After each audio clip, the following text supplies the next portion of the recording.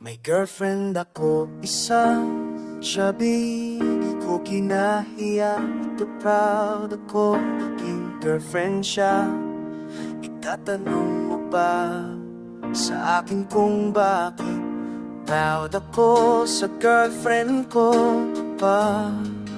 Sasagutin ko baka malit kayo. Gusto ko ang babaeng chubby. May unan ka na, may higaan ka pang sarap pisil-pisiling ang kanilang mga balat, lalo na kapag ito ay makinis at mapuputi ang kanilang mga balat. Kapag lumalakad sa daan, mapapatingin ka sa kanilang likuran. Lalo na kapag sa harapan, mapapasabay yung ulo kapag tumingin ka sa kanilang harapan. Sabik di sarap tignan, lalo na kapag magagandang katawan. May kaibigan ako, gusto din niya ang babaeng chubby. Parehas kaming hilig. May unan ka na, may higaan ka pa. Huwag kang mapabad trip, ito ang aming hilig. Babaeng chubby.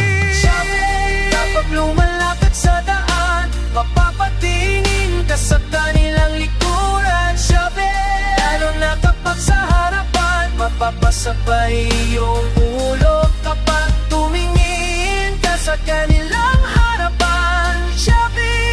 Sarap tignan, lalo na kapag magagandang katawan.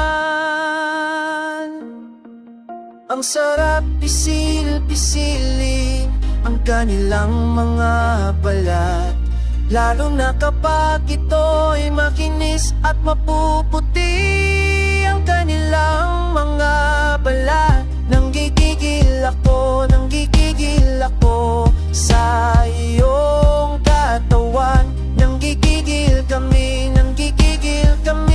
sa iyong katawan.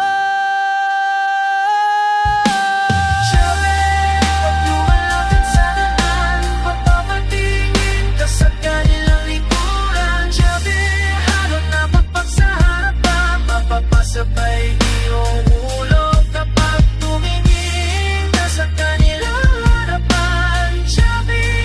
Sarap tignan, lalo na kapag magagandang katawan.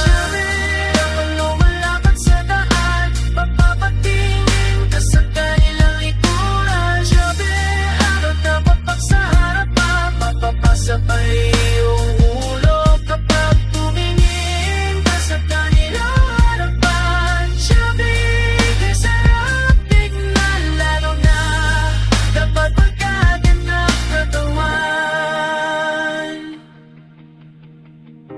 Kaya sa mga babae dyan, mas lalo kayo gaganda kapag katawan nyo ay chubby.